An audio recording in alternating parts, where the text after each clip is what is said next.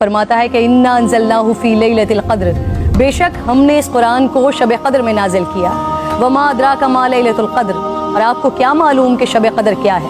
لیلۃ القدر خیر من الف شہر، شب قدر 1000 مہینوں سے بہتر ہے۔ تنزل الملائکۃ والروح فیہا باذن ربہم من کل امر، فرشتے اور روح اس میں اپنے رب کے اذن سے ہر حکم لے کر اترتے ہیں۔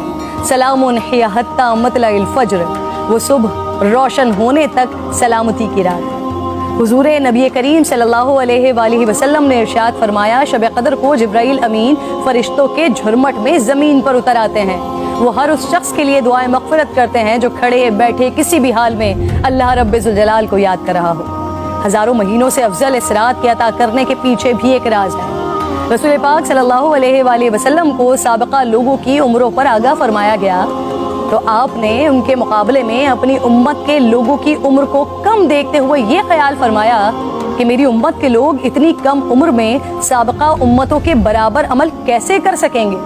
بس آپ صلی اللہ علیہ وآلہ وسلم کو لیلۃ القدر عطا فرما دی، جو 1000 مہینوں سے افضل رات ہے۔ لیکن وہ رات کون سی ہے؟ اس عظیم رات کو کہاں تلاش کیا جائے؟ اس پر رسالت مآب صلی اللہ علیہ وآلہ وسلم نے فرمایا، لیلۃ القدر کو رمضان کے آخری عشرے کی طاق راتوں میں تلاش کرو۔ اس رات کے مخفی رکھنے میں بھی حکمتیں ہیں ناظرین۔ اگر لیلۃ القدر کو مخفی نہ رکھا جاتا تو لوگ بس اسی رات کی عبادت پر اکتفا کر لیتے، اور اگر کسی انسان کی وہ رات عبادت سے رہ جاتی تو شاید اس صدمے کا ازالہ ممکن نہ ہوتا۔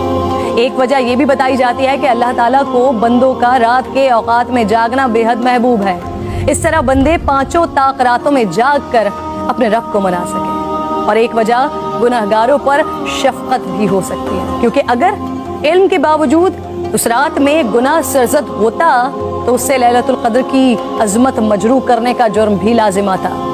آپ صلی اللہ علیہ وآلہ وسلم نے فرمایا، جس شخص نے شب قدر میں اجر و ثواب کی امید سے عبادت کی، اس کے سابقہ گناہ معاف کر دیا جاتا ہے۔ میری بات ناظرین بہت طویل ہو رہی ہے، میں بس آخر میں آج کی رات تمام مسلمانوں کو حضرت بہلول دانا کا ایک واقعہ سنانا چاہتی ہوں، جس کے بعد شاید کہنے کو پھر کچھ نہیں رہ جاتا۔ ایک دن بہلول بازار میں بیٹھے تھے، کسی شخص نے پوچھا کیا کر رہے ہیں؟ آپ نے فرمایا، اللہ رب ذوالجلال اور بندوں کی صلح کروا رہا ہوں۔ اس شخص نے پوچھا پھر کیا بنا؟